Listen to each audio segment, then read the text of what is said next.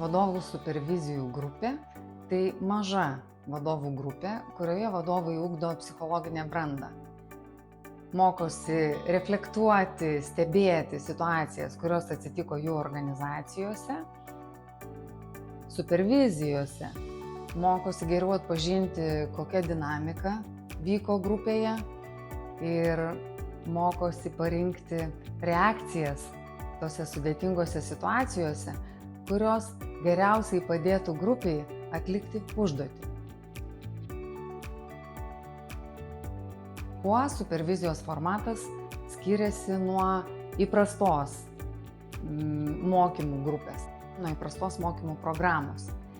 Tai visų pirma tuo, kad yra daug aktyvesnis dalyvių vaidmuo.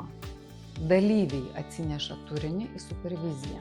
Jie atsineša savo dileminės situacijas iš organizacijų, lyderystės iššūkį, kažkokį tai ar ne, ir tada kiti dalyviai tyrinėja tą situaciją ir padeda atrasti įžvalgų, sprendimų, pamatyti platesnį vaizdą, kas toje situacijoje vyko. Konsultanto vaidmuo irgi yra kitoks. Konsultanto vaidmuo supervizijose yra žymiai mažiau aktyvus negu įprastoje mokymų programoje, bet vis tiek svarbus. Konsultantas yra atsakingas už tai, kad kurtų saugią atmosferą grupėje tyrinėti atsineštus profesinius iššūkius,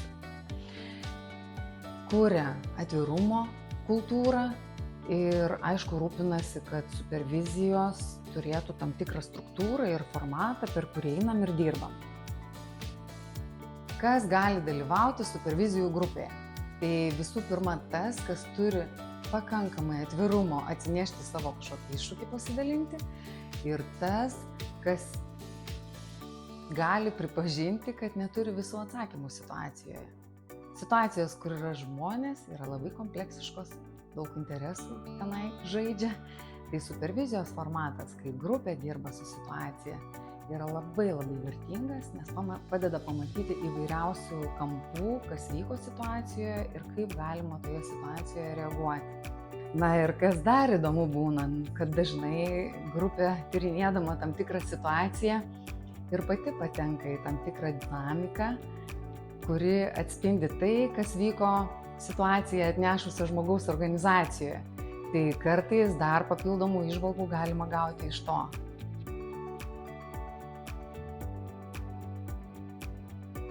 Vesdama supervizijas remiuosi sisteminiu psichodinaminiu požiūriu.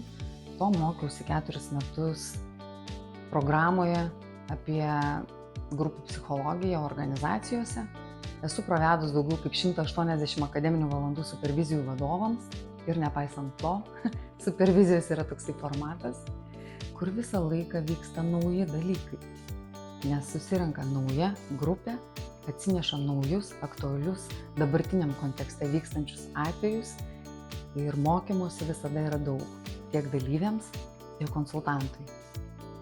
Supervizijoje dirbame su žmogumi vaidmenyje ir konkrečiai čia yra vadovų supervizijos, vadinasi, visi atvejai bus apie tai, kas nutinka vadovo vaidmenyje.